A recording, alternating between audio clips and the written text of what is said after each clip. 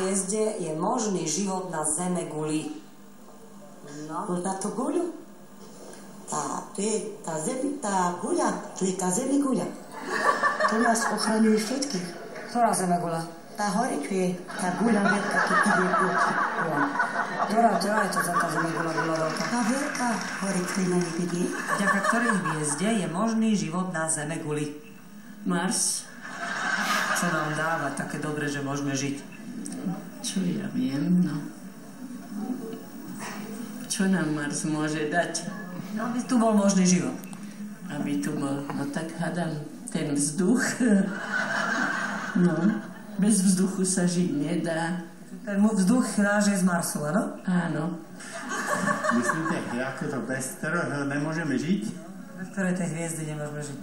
My môžeme byť v jakýkoľvek hviezdy, keď si vzájomne vieme vychádzať. Vďaka ktorej hviezde je možný život na zeme guli?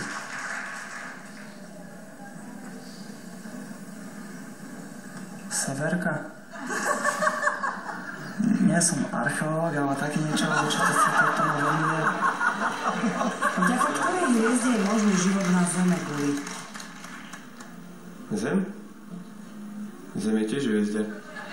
Vďaka ktorej hviezde je možný život na zeme guli? Jupiter. A to viete skadiaľ?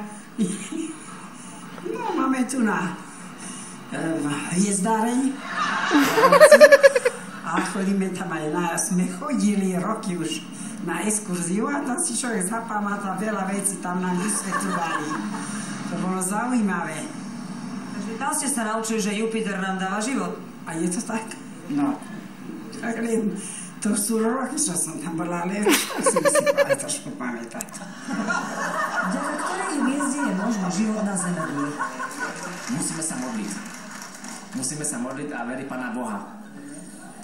Musíme sa veriť Pána Boha a Pán Boh nám všetko dá. Niekto si zaslúži. Kto zdochne, ten umre. Kto je bohatý, zdochne, umre. Všetci. Či je to chudobný, či je to bohatý, všetci zdochneme odrazu.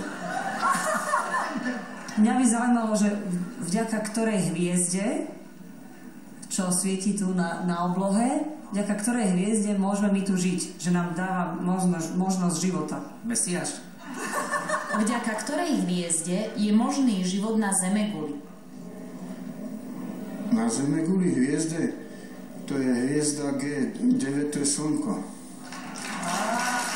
Vďaka ktorej hviezde je možný život na zeme guli? Ktorej hviezde? Jak ste s kamerou, jak ste s mikrofónom, už ste som mňa debil. Neviem. Večernica je, Viesin chodil na astrológiu, on to mi nehovoril a ja som debilko.